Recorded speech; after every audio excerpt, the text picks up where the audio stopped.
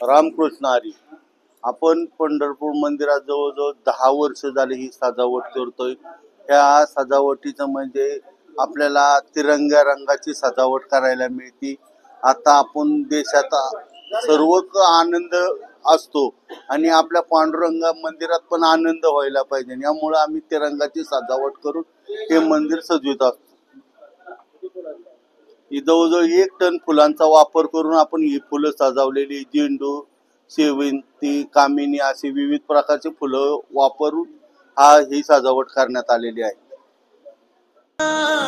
अवघे गरजे पंढरपूर, अवघे गरजे पंढरपूर, अवघे गरजे पंढरपूर, चालना नामाचा गजर, चालना नामा.